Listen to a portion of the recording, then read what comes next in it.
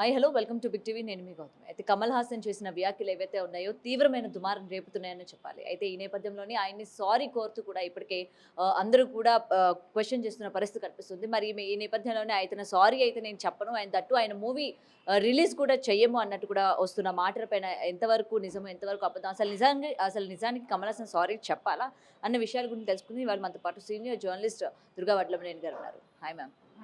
Right. Kamal Haasan గారు అంటే ఇంత సీనియర్ నటుడికి మనం చెప్పాల్సిన అవసరం లేదు. ఎటువంటి వేదిక పైన ఎటువంటి మాటలు మాట్లాడాలి. ముఖ్యంగా ఈ భాషకి సంబంధించి ఎప్పటినుంచో గూడా మీది ముందంటే మాది ముందు, లేకపోతే మాది ముందు పుట్టుకొచ్చిందని చెప్పి ఈ వాగ్వాదం అనేది నడుస్తూ ఉంది.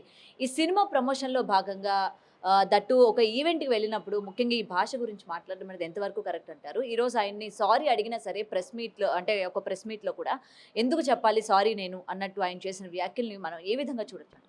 ఇప్పుడు ప్రతి వాళ్ళకి ఏమైతుందంటేనండి, నా మాటల్ని వక్రీకరించారు. నేను అలా మాట్లాడలేదు.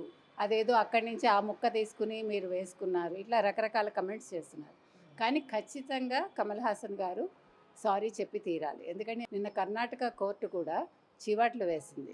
సారీ చెప్తే అంటే క్షమాపణ చెప్తే పోయేదానికి మీరెందుకు ఇంత రాద్ధాంతం చేస్తున్నారు?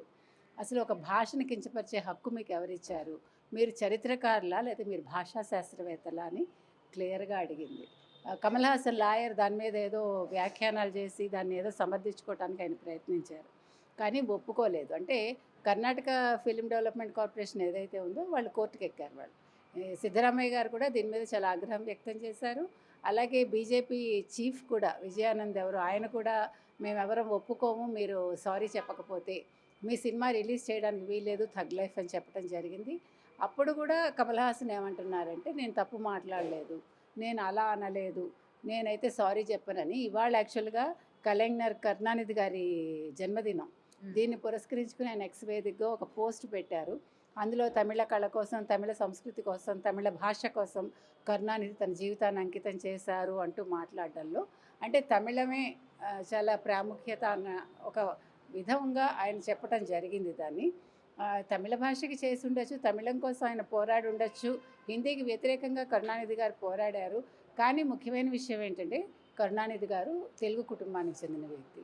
అది అందరికీ తెలిసిన విషయమే. అంటే మీ మూలాలు ఏమైనా కూడా మీరు ఎక్కడుంటున్నారో ఆ భాషను మీరు గౌరవించడం మంచి సంప్రదాయం. ఏ భాషనైనా ఎవరైనా గౌరవించాలి.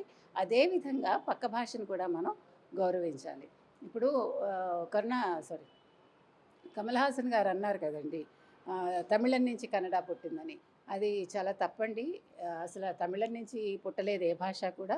మూల ద్రావిడ భాష నుంచి మొత్తం తమిళం, తెలుగు, కన్నడ, మలయాళం, తుళు ఇంకా మిగతా మొత్తం 30 భాషల దాకా పుట్టాయి. అంటే ద్రావిడ భాషలు నేను చెప్పేది. ఇది ద్రావిడ భాషా కుటుంబం మొత్తం ప్రపంచంలో ఉండే 10 భాషా కుటుంబాల్లో 7వది. మనకి భారతదేశంలోనే 30 భాషలు ఉన్నాయి. బ్రాహుయి అనే ఒక్క భాష మాత్రం మనకి పాకిస్తాన్లో కూడా ఉంది. అంటే విడిపోయిన పాకిస్తాన్లో పంజాబ్లో ఉన్నట్టుగానే పంజాబ్ విడిపోయింది కాబట్టి ఆ పాకిస్తాన్లో కూడా బ్రాహుయి మాట్లాడతారు.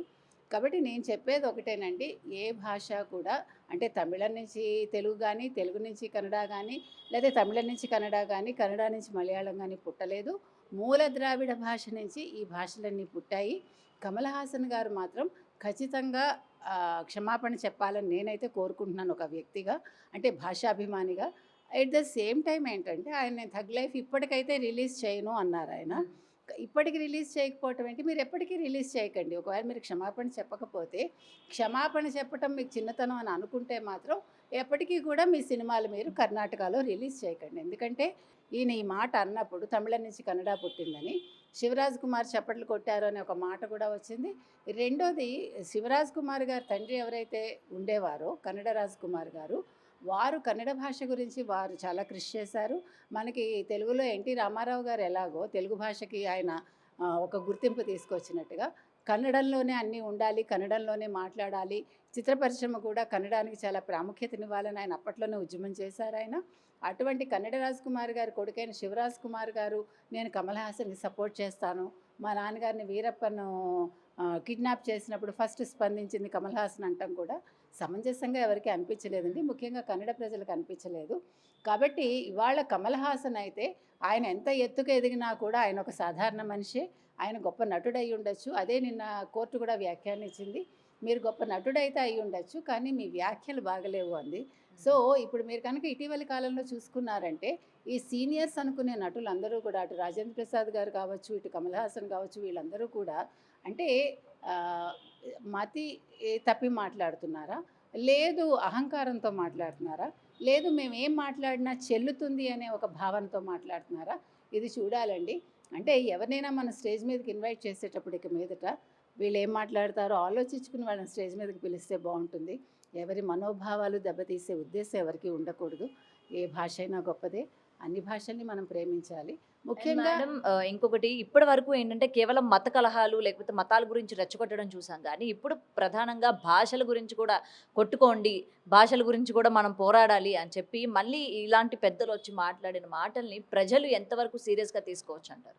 ప్రజలు తీసుకుంటారండి. ఎందుకంటే భాష దాకా వచ్చేసరికి ఎవరి భాష వాళ్ళకెక్కువ, ఎవరి సంస్కృతి వాళ్ళకెక్కువ, ఎవరి కళలు వాళ్ళకెక్కువ. అందుకని నేను అనేదేంటంటే, నేను చాలా గొప్ప నటుడిననో, లేదు నేను చాలా గొప్ప భాషా శాస్త్రవేత్తననో నేను మాట్లాడకూడదు.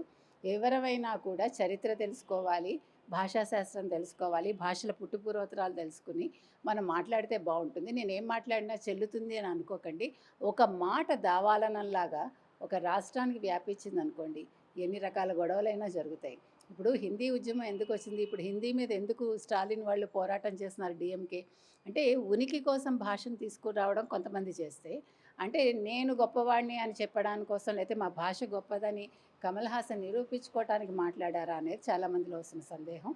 ఏది ఏమైనా కమల్ హాసన్ గారు ఆ రకంగా చెప్పకూడదండి. వారు ఒక క్షమాపణ చెప్తే ఇది ఇంతటితో పోతుంది.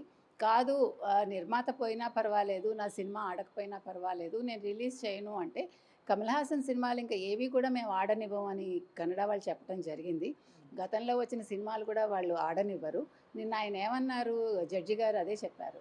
మీరు క్షమాపణ చెప్పనంటున్నారు, మరి మీ సినిమా ఎందుకు మీరు రిలీజ్ చేసుకుంటారు కర్ణాటకలో, మీకు దాని మీద బోల్డ్ డబ్బులు సంపాదించుకుంటారు కదా, అంటే మీకు డబ్బుకి ఇబ్బంది లేదు, క్షమాపణ చెప్పడానికి ఇబ్బందా?